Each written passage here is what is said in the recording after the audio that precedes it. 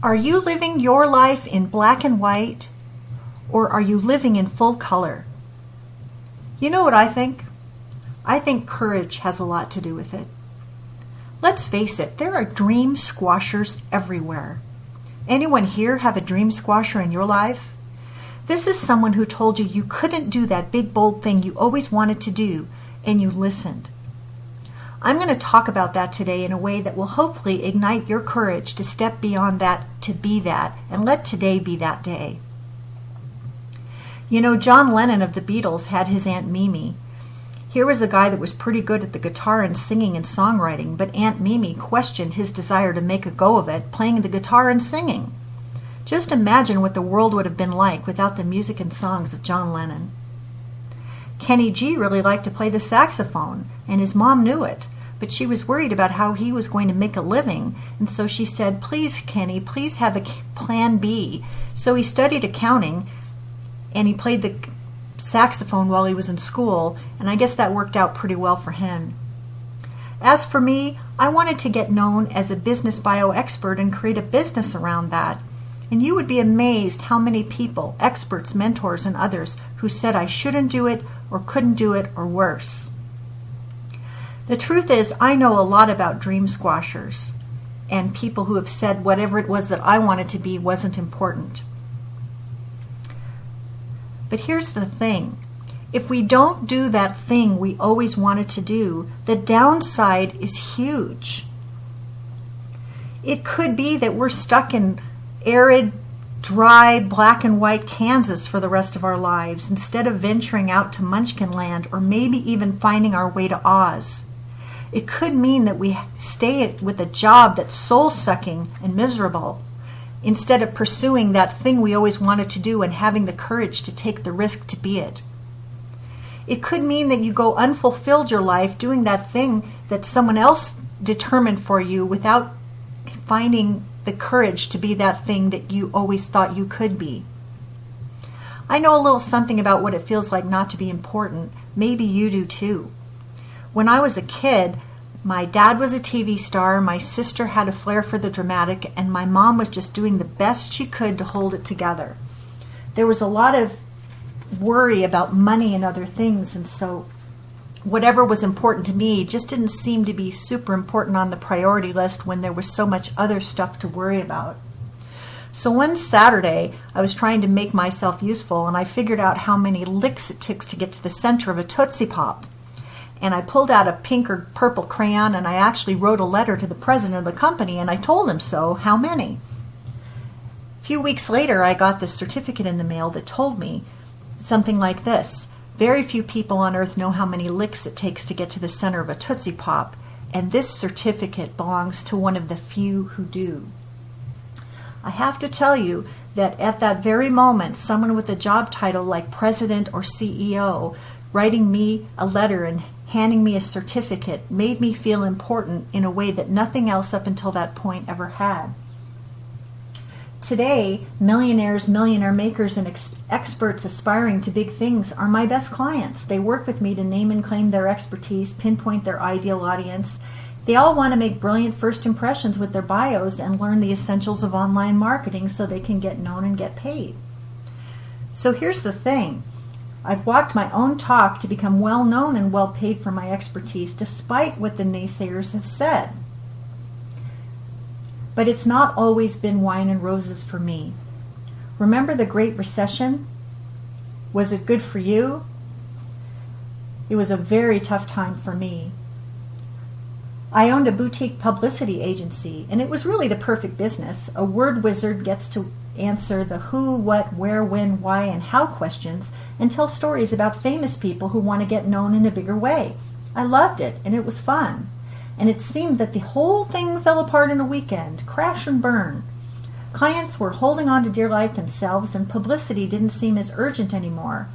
Without deep pockets, without a prince to save me, under extreme money pressure to pay the mortgage and put food on the table, what did I do? I wrote a book called Bye Bye Boring Bio on a dare from a friend to create a solution to a big problem that was deeply felt at that time by all those who used to work in corporate life who needed to sell themselves as independent business professionals quickly so they could make their own rent. I shared this book idea with my list of 1,085 newsletter subscribers, and much to my delight, surprise, and relief, they bought it. The truth is, that book saved my bacon when I needed to bring it home. I then expanded my offerings to teach how to get known and get paid with the bio as the starting point. Today, I guide my clients to name, claim, find, attract, and serve their best clients. We start with the bio because who they are, what they do, and the wow they deliver is why their clients will engage them. And then we dig into using online marketing to build big buzz around their names. But the point I really want to make here is that it used to be that the who, what, where, when, why, and how were the only things I needed to know to do well in my business. And over the last few years, I've acquired a whole new skill set, and let me tell you this, I am not in Kansas anymore. Leaning into this new know-how and taking imperfect action to apply it is why I have control over my economic destiny, and I know so many people today want the same. So what are the 3 most powerful lessons I've learned along my journey that can help you ignite courage along yours? The third biggest roadblock is what I call silencing the naysayers and finding the courage to wave the flag for that thing you always wanted to be. The second most important thing is to acquire the know-how to do that thing you want to do step by step, and sometimes in a leaps and bounds sort of way. And the most important thing is to manage the mindset around what is holding you back from doing that thing that you always wanted to do. Along the yellow brick road to Oz, from Kansas to Munchkin Land and beyond, there are so many distractions. There will be the equivalent of sleep-inducing poppies, fireballs, angry apples, wicked witches, and flying monkeys to call you to question your commitment to the journey.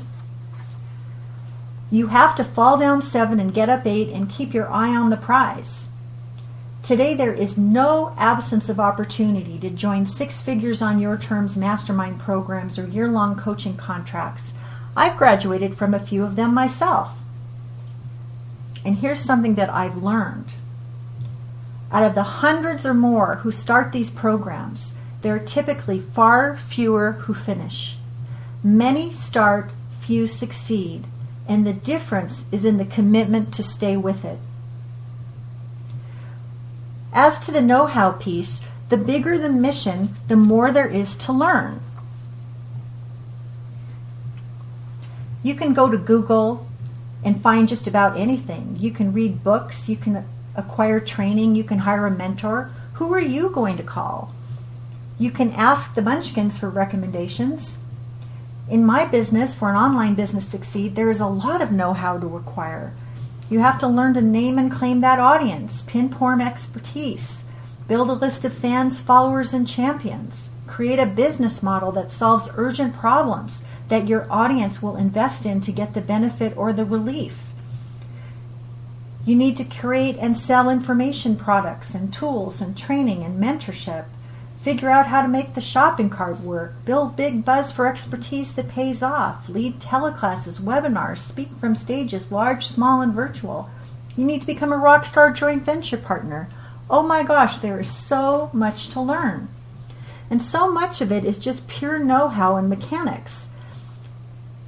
It takes a while to build this solid foundation for big growth so it can take root to grow. So you can either go it alone, or you can get so far, or you can join with a smaller group of like-minded colleagues and co-collaborators, just like Dorothy did, and get to the end result faster together while easing the isolation of going it alone. I'm sure we all can agree that Dorothy, Cowardly Lion, Scarecrow, and the Tin Man were an awesome team. I think the most important thing along this journey is to somehow get in touch with whatever that self-limiting belief is that's in your head that's stopping you from doing that thing you always wanted to do. So often we're asked, what gives you the right to be that expert? How much expertise is enough, we ask ourselves. We're afraid of criticism. Maybe we're afraid of public humiliation for trying and failing, or suffering from imposter disease. Maybe we fear being compared to others and coming up short. Maybe we struggle being worthy of those premium fees. We're not giving ourselves permission to charge our full value for whatever reason. So many things stop us from doing that thing we always wanted to do. And some of these things that stop us are fears that we can get over if we just get in the game. I remember when I was first starting my business, I had a mentor and he said, "Nancy, if you want to build your business, you must speak on stages, large and small." And I said to him, "I don't like public speaking. I'm scared to death of public speaking." He said, "If you're happy pursuing success with one arm tied behind your back, I'll accept that if you will. But if you're ready to learn and give it a try, I will stand by you. I will support you." And I thought to myself, if he says that's what I have to do, I better go do it. And I remember the very first time I got invited to speak, I had hold on to the podium for dear life, rely on PowerPoint like a crutch, and pray for the presentation to be over disease. I totally bombed.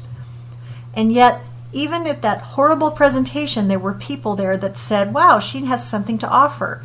And so I've consistently worked on making my presentations better and my speaking better so that I can have a bigger impact over more potential clients who can benefit.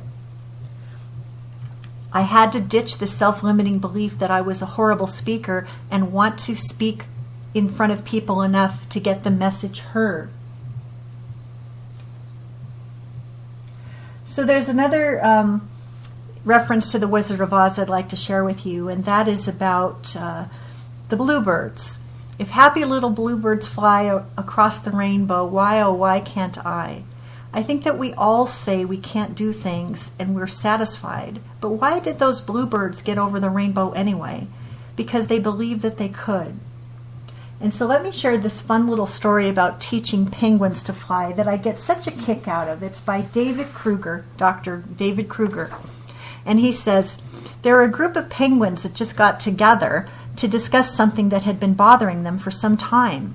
They knew they were birds and they were supposed to be able to fly, so they went to a personal development seminar to learn how.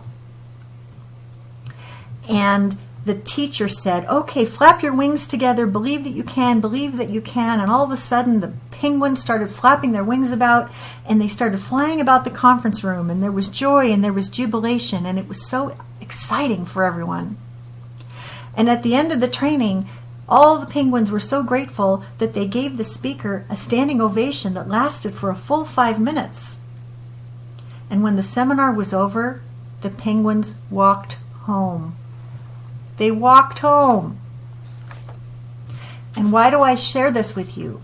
Because all of the lessons, the know-how, the things that you learn can't possibly make impact unless you use them. You must use what you learn for good. And it takes courage to be able to do that. So, tying this all together, I'd like to share with you a 6-step process to ignite your courage so that you can be inspired to do exactly that. And what I've done is I've spelled out the word ignite so that we can walk through it together. I, identify big intention for big impact. G, game plan creation. What's your game plan? What are you here to do? N, name the desired results that you want. Whether you're the Beatles, Kenny G, or a business bio expert, how can you be that and do it starting today? Take tenacious actions over time to make the intention true, and express the message in word, action, and deed with enthusiasm, commitment, conviction, and courage. Execute and evaluate. So let me just go back to where we started. What are the 3 things that prevent people from stepping into that brilliant thing they always wanted to be? They need to silence the naysayers and make the mission important enough to wave the flag for the revolution you're here to fight. You need to acquire the know-how and the support to go the journey with expert guides to make the journey easier with expert help, just like Dorothy, Tin Man, and the Wizard. And then you need to ditch those self-limiting beliefs that stop you from stepping up to your bigger platform to make the big impact you are called to make.